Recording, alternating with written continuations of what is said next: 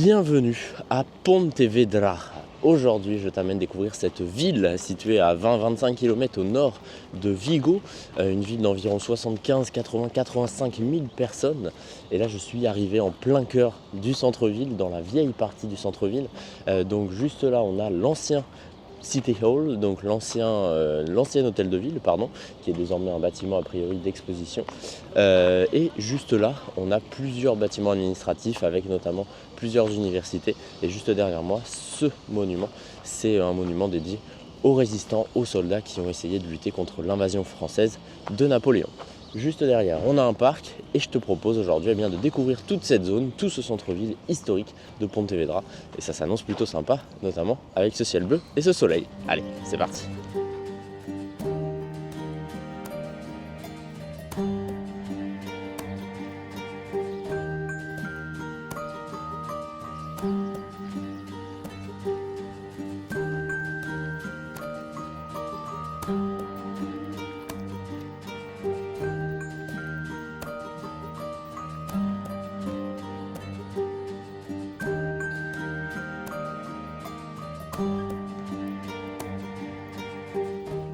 Bon, donc comme je te l'ai dit, tout ça c'est des bâtiments administratifs. Comment on le sait? En général, c'est marqué déjà sur le bâtiment.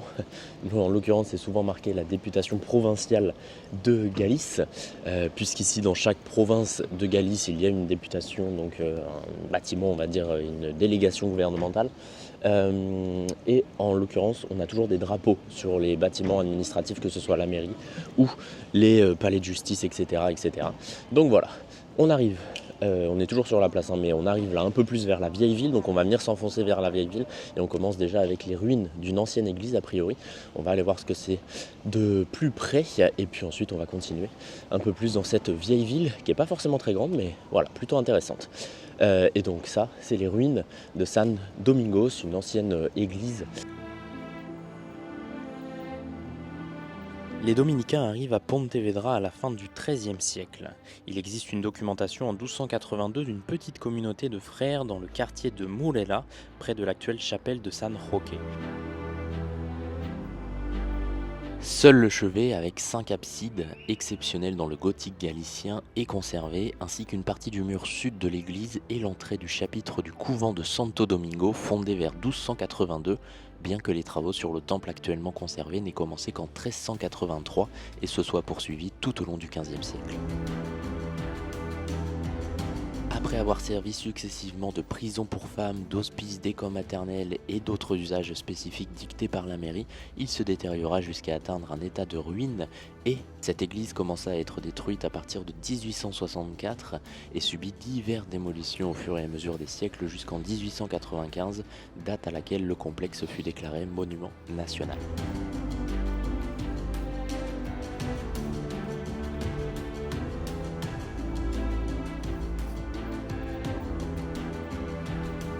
On est arrivé là juste au niveau du théâtre principal.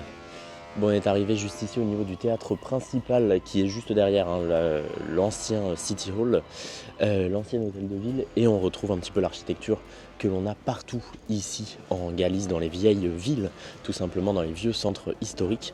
Donc voilà, on va se balader un petit peu dans ces rues, c'est plutôt sympathique, il n'y a pas beaucoup de monde, donc on va prendre le temps de découvrir tout ça ensemble.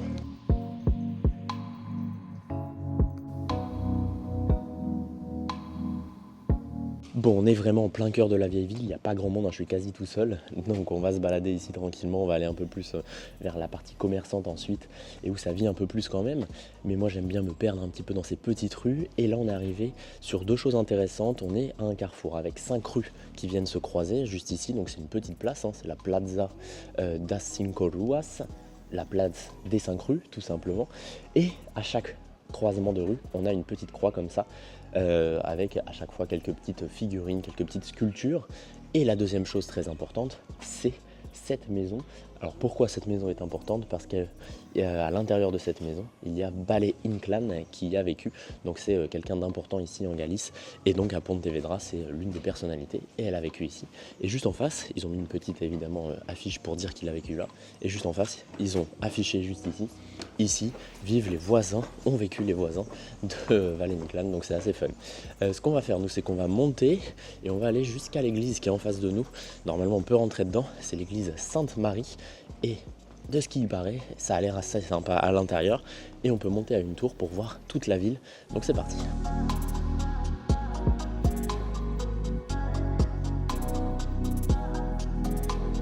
Construite au XVIe siècle par João Noble et Cornelius de Holanda, à la demande de la Guilde des marins habitants de Moreira, une zone de pêche active et prospère, la basilique Santa Maria la Maior voit le jour en alliant le gothique tardif à la Renaissance.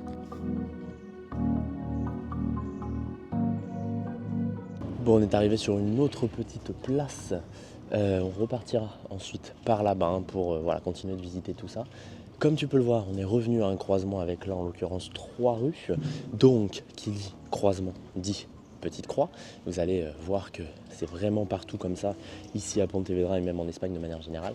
Et juste là, donc on a cette église Sainte-Marie. On va pouvoir rentrer à l'intérieur normalement.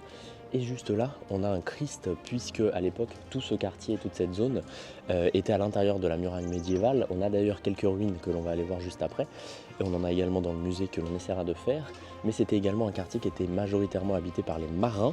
Et en l'occurrence, les marins pouvaient décéder malheureusement, surtout à l'époque. Donc cette zone, c'est tout simplement le Christ de grands voyageurs. Et donc les grands voyageurs, en l'occurrence les marins qui partaient en mer plusieurs jours, voire plusieurs mois, venaient prier ici avant ensuite d'aller en mer. C'était un moyen de se protéger. Allez, on va voir dans l'église. Remplie de légendes, les pierres de sa façade arborent des représentations uniques comme une vue en pierre de la ville ou un saint avec des lunettes.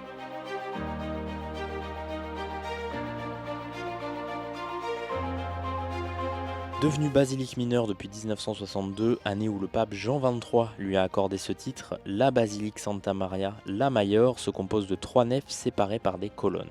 Le retable du maître-autel en bois de châtaignier et de noyer date de la fin du 19e et du début du 20e et l'œuvre d'un ébénisme et sculpteur de Santiago.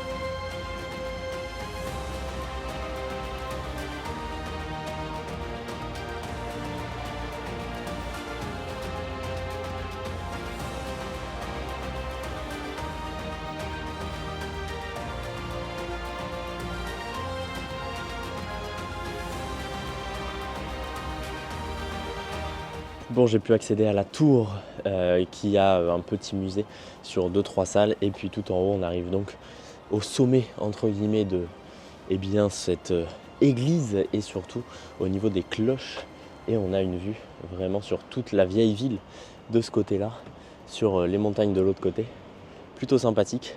On va s'enfoncer un peu dans la vieille ville mais voilà, pour 1 euro on peut accéder presque à l'un des points les plus hauts de cette vieille ville de Pontevedra, donc plutôt intéressant et plutôt sympathique. Allez, on va redescendre et puis on va s'enfoncer un petit peu dans cette ville.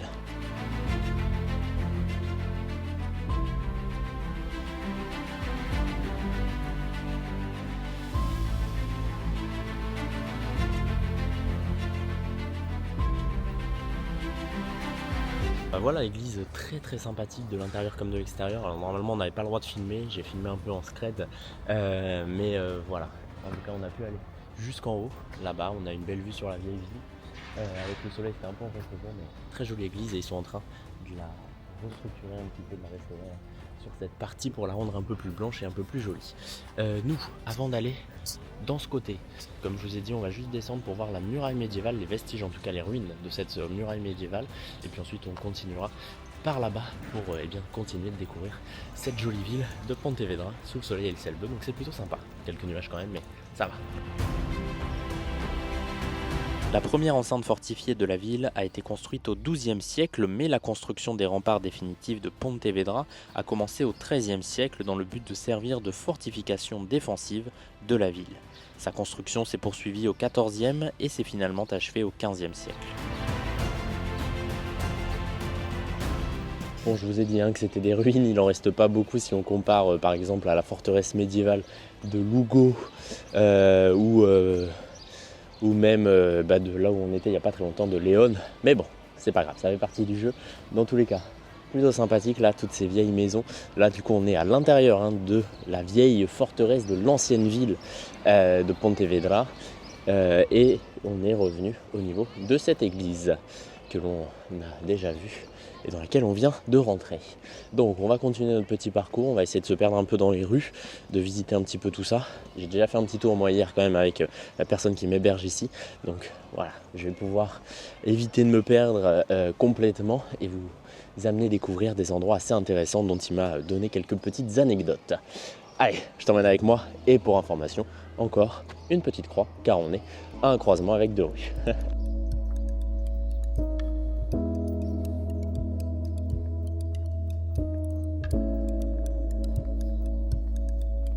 Au confluent du rio Lérez et de la ria de Pontevedra s'est développé un centre fortifié de rues pavées et de petites places isolées, dont certaines à arcades.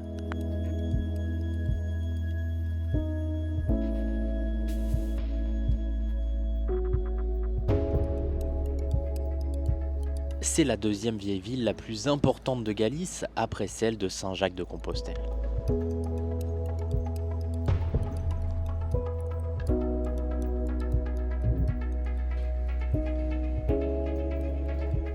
Et juste à côté de l'église Santa Maria que l'on a découvert, j'ai fait un petit détour et juste là on a un bâtiment qui est a priori un sanctuaire tenu par des religieuses encore. Alors je ne sais pas si c'est toujours un couvent d'actualité ou si c'est juste un endroit, voilà. Mais en tout cas, il y a des personnes, des religieuses qui sont à l'intérieur et qui s'occupent de ce bâtiment. Donc, on va continuer de se balader, de se perdre un petit peu dans toutes ces rues là de la vieille ville. Le soleil est en train de partir, mais bon, c'est pas ça qui nous arrête.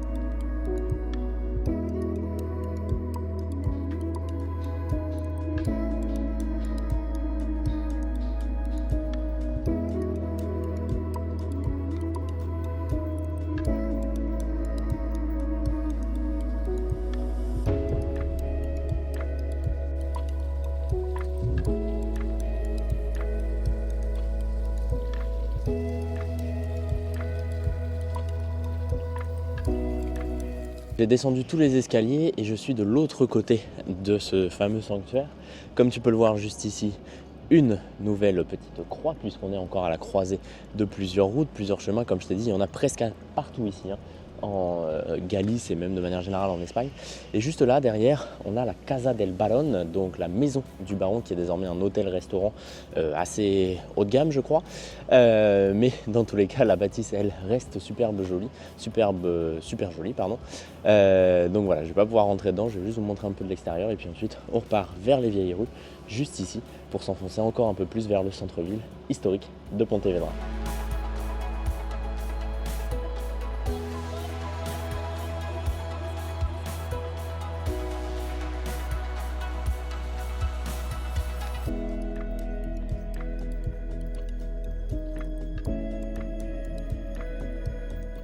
Je ne sais pas si tu reconnais, mais une nouvelle croix qui n'est pas vraiment nouvelle puisqu'on est déjà passé par là, c'est la place des 5 rues, si tu te souviens, avec ici la maison où a vécu Valle Inclán.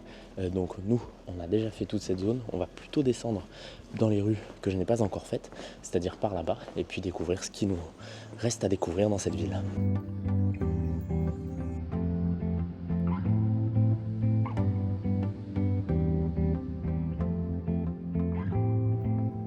C'est probablement au IXe siècle que la population de Pontevedra a commencé à se regrouper autour des anciens ponts et enclaves romains.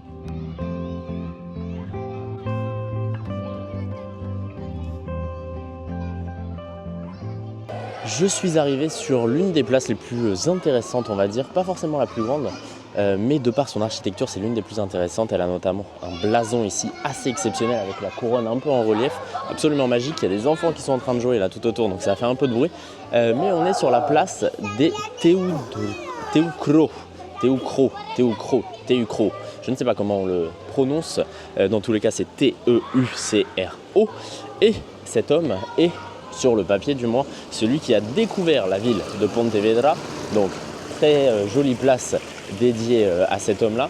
Donc a priori, il a découvert cet endroit. Je ne connais pas trop l'histoire, j'essaierai de vous trouver un peu plus d'informations là-dessus. Mais voilà, une jolie place avec de beaux bâtiments assez historiques. Et là, on est vraiment en plein cœur du centre-ville historique, hein, justement, de Pontevedra. On va continuer par là-bas. De ce que j'ai compris, il y a des places un petit peu plus sympathiques, un petit peu plus grandes, du moins, avec voilà, d'autres bâtiments à découvrir. Donc c'est parti.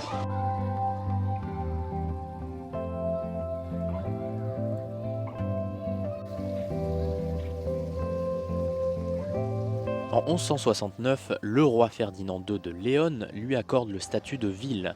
Dès lors, la construction du nouveau pont médiéval, aujourd'hui le pont du Bourg, commença afin de remplacer le pont d'origine romaine.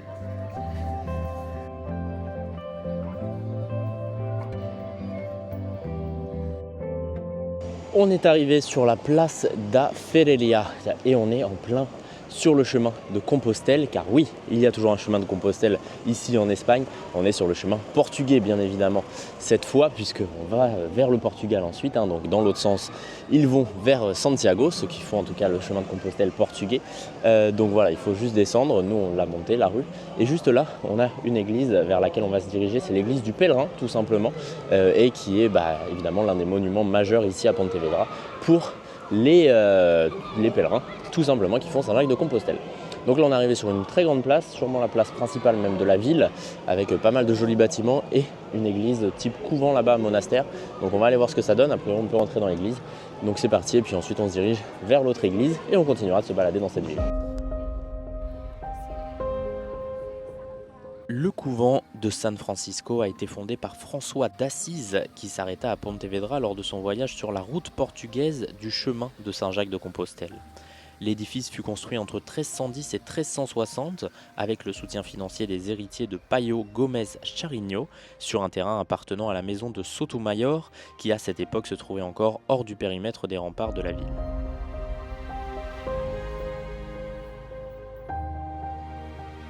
À l'intérieur, il convient de souligner dans le transept et à gauche de l'autel principal le tombeau de Paio Gomes Charino, troubadour et amiral de la mer, ainsi que celui de deux mariages de familles nobles que l'on croit de la fin du XIIIe siècle ou début du XIVe.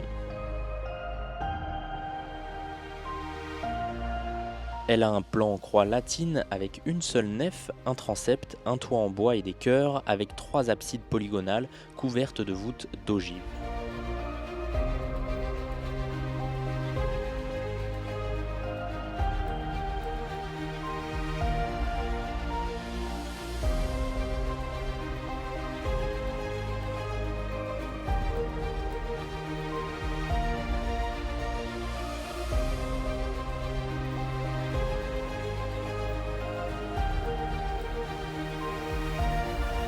L'église dans laquelle on vient de rentrer, c'était l'église du couvent de San Francisco qui date du 14e, 15e siècle. Juste derrière, alors a priori le couvent lui n'est plus d'actualité, par contre l'église existe toujours et on peut y rentrer. Et juste derrière moi, juste à côté, on a donc cette église du Pèlerin qui est vraiment particulière et importante sur ce chemin portugais de Saint-Jacques-de-Compostelle à Pontevedra, bien évidemment. Donc on va y rentrer, on va voir ce que ça donne de l'intérieur. Normalement on peut accéder en haut avec une petite parabole, la coupole, et ça a l'air plutôt sympa. C'est parti. L'histoire de la Capella da Virxe Peregrina remonte à 1753, date à laquelle la construction a commencé sous la supervision de l'architecte portugais Antonio Souto. Elle a été achevée en 1778 et est dédiée à Notre-Dame la Peregrina, la pèlerine, qui est considérée comme la patronne de tous les pèlerins qui empruntent le chemin de Saint-Jacques de Compostelle.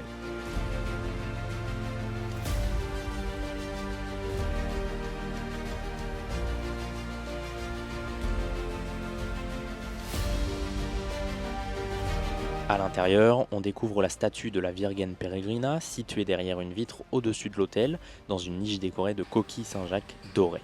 Cette sculpture en bois polychrome du 19e siècle représente la Vierge Marie habillée en pèlerin avec son bâton, sa gourde, son chapelet et sa cape, autant de symboles traditionnels associés aux pèlerins sur le chemin de Saint-Jacques.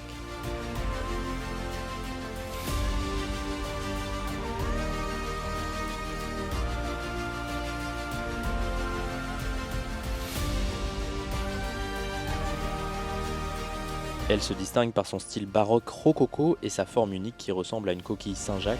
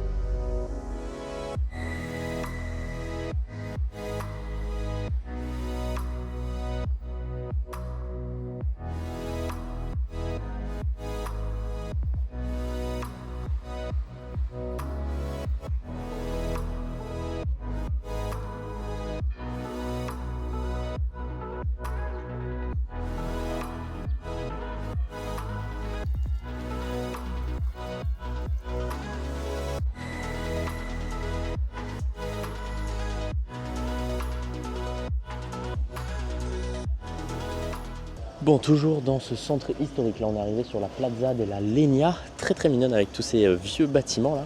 Comme d'habitude, tu commences à avoir l'habitude en tout cas, cette croix qui signifie que l'on est à la croisée des chemins un petit peu. Et là on a un édifice absolument magnifique et gigantesque en face de nous. On va aller voir ça d'un peu plus près. C'est l'une des parties, l'un des édifices qui fait partie justement du musée de Pontevedra. Alors le musée en gros c'est plusieurs bâtiments, les ruines en faisaient partie également. Et là on a l'édificio Castro Monteagudo juste ici et juste en face l'édificio Fernandez Lopez. En général c'est soit le nom de l'architecte soit le nom de la personne qui y a vécu. Donc voilà, on ne peut pas y rentrer a priori malheureusement. Dans ces deux bâtiments. On va faire le tour quand même comme d'habitude pour voir ce que ça donne. Et puis on va continuer de se perdre un peu dans les rues de cette vieille ville.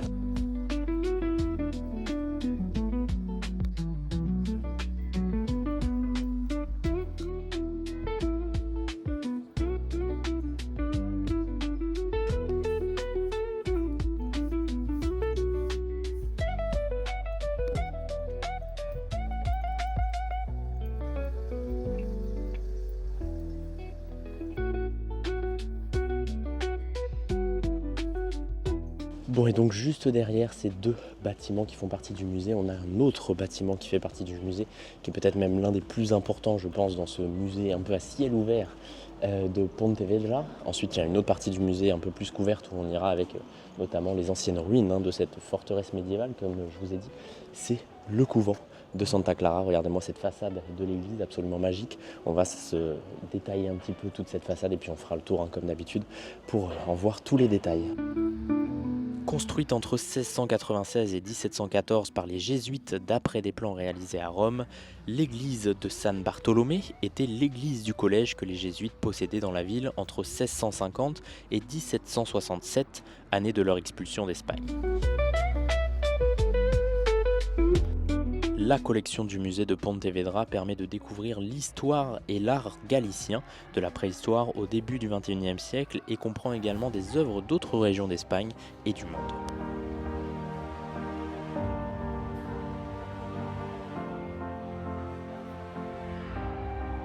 La ville de Pontevedra naît à l'époque romaine à l'embouchure de la rivière Lérez, là où la ria de Pontevedra prend sa source.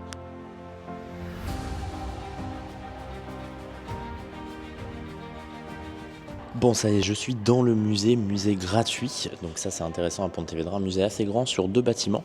Et là, je suis actuellement dans l'ancien couvent. Vous vous rappelez, on a vu la façade il y a quelques instants. Donc juste derrière moi, c'est bien tout simplement l'ancien jardin. Et là, on est bien tout simplement au niveau de l'escalier principal. Et de l'autre côté, là-bas, il y a la rue avec la façade. Donc voilà, franchement très sympathique de découvrir des endroits comme ça. Je vais pas prendre cet escalier, je vais continuer de faire tout cet étage. Et puis ensuite, on va tout simplement voir un peu l'histoire de la Galice et de l'Espagne du 14e au 20e siècle, en passant par l'époque romaine, etc., etc. Donc voilà, on va prendre le temps de découvrir toute cette histoire et tout ce musée ensemble. Et je vous amène avec moi comme d'habitude.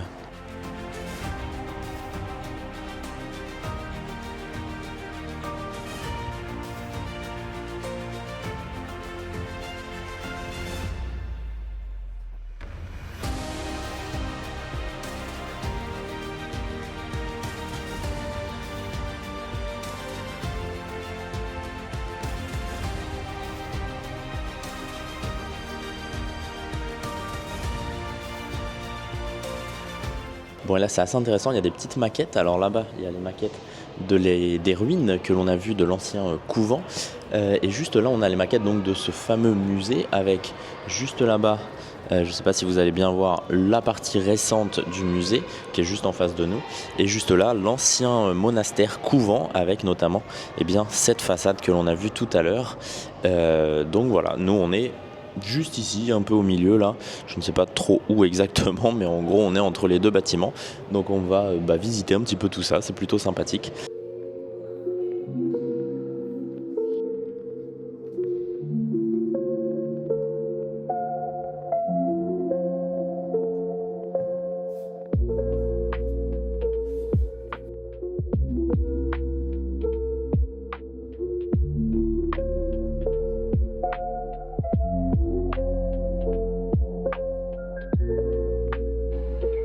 Dans les bâtiments Castelao et Sarmiento, on se balade à travers la collection permanente du musée avec notamment une collection d'art galicien composée d'œuvres du XIVe siècle au début du XXe siècle.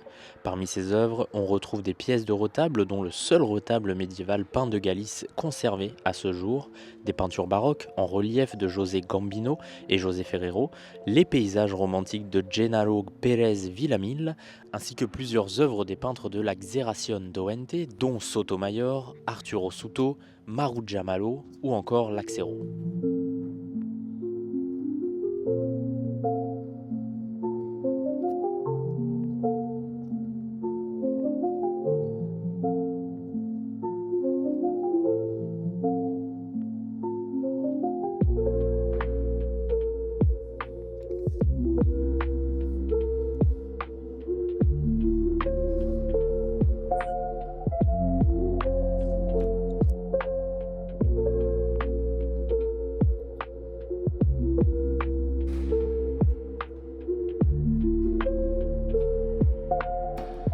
Au-delà de l'art galicien mis à l'honneur, le musée abrite une importante collection d'art espagnol des 19e et 20e siècles, avec notamment des œuvres de Sorolla, de Ramón Casas, de Dalí, d'Antonio Sora ou de Joana Frances.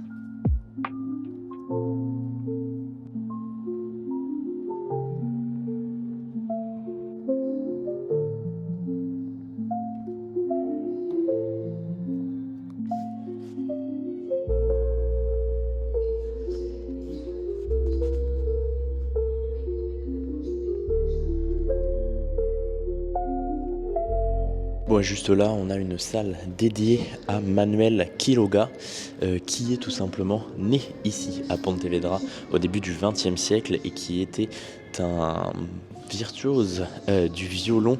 Il a joué un peu partout, hein. Il a notamment fait l'école de Paris et voilà, il a tourné dans toutes les capitales européennes et notamment la Galice. Donc c'est un peu l'une des personnalités majeures ici de Galice. Et donc il y a une salle qui lui est dédiée avec notamment son violon et quelques images, dessins, croquis de lui en train de jouer, etc.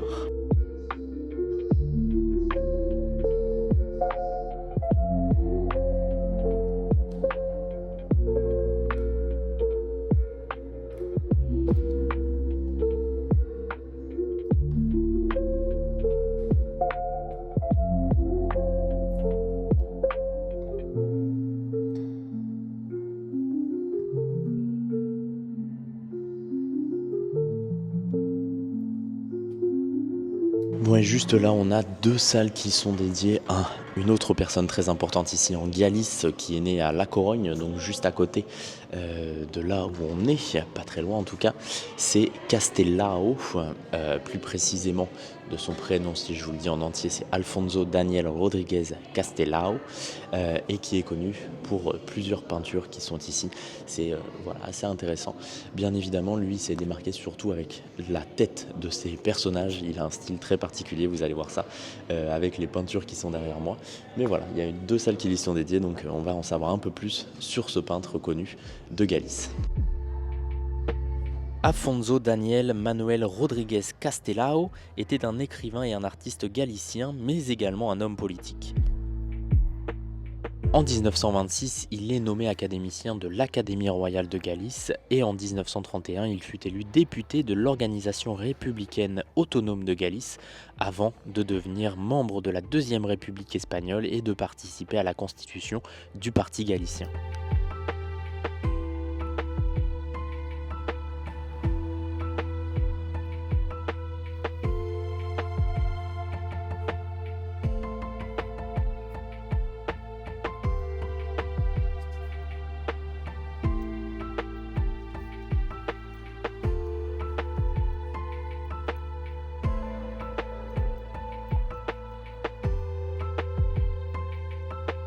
Bon, juste à côté de ce fameux musée, on est arrivé là sur une petite place, la Plaza de Mugartegui.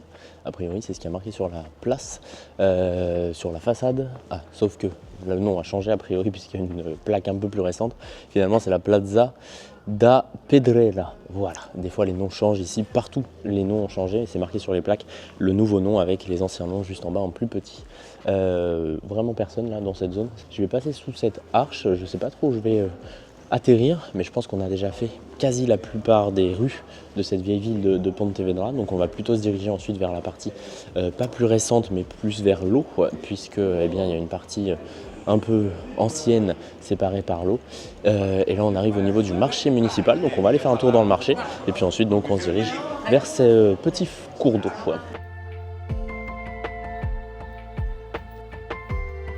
Les origines du mercado municipal remontent à l'époque médiévale lorsqu'il était situé près de la Plaza de la Verdura, place des légumes. Cependant, au fil du temps, Pontevedra s'est développé, tout comme sa place du marché. En 1940, sous le régime franquiste, la construction d'un nouveau bâtiment conçu par Alejandro Sesmelo a commencé pour abriter le marché animé que l'on connaît aujourd'hui.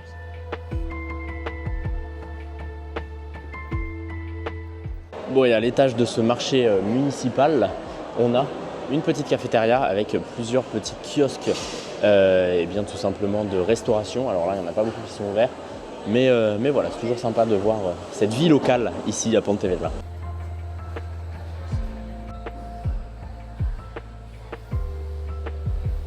Ce qui est assez drôle dans ces marchés, évidemment, c'est l'atmosphère qui règne, surtout la disposition pour le coup, puisque là c'est un peu séparé en 3. Au milieu, on a les fruits, légumes et fleurs, et puis ensuite sur les 2 côtés, et bien au centre, on a les poissonneries. Il y en a une vingtaine, trentaine, quarantaine, je ne sais pas combien, et tout autour, c'est la boucherie. Et donc là, pour le coup, pareil, il y en a presque autant. C'est assez particulier. Donc au final, il y a très peu de marchands de fruits et légumes, et majoritairement des poissonneries, il y a des charcuteries et des boucheries, évidemment. Bref. On va repartir un peu dans le centre-ville, je ne sais pas s'il nous reste des choses à découvrir, mais on y va et puis on va voir ça ensemble.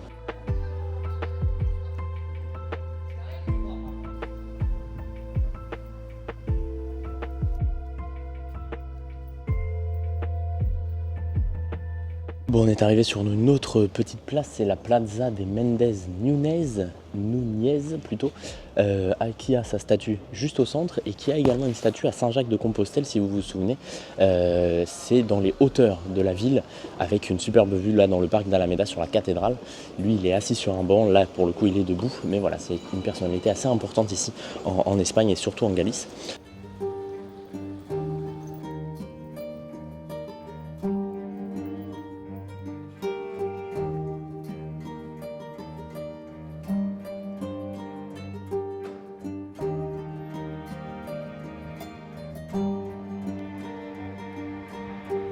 C'est ici que l'on va se quitter. Juste derrière moi, les lettres qui font Pontevedra.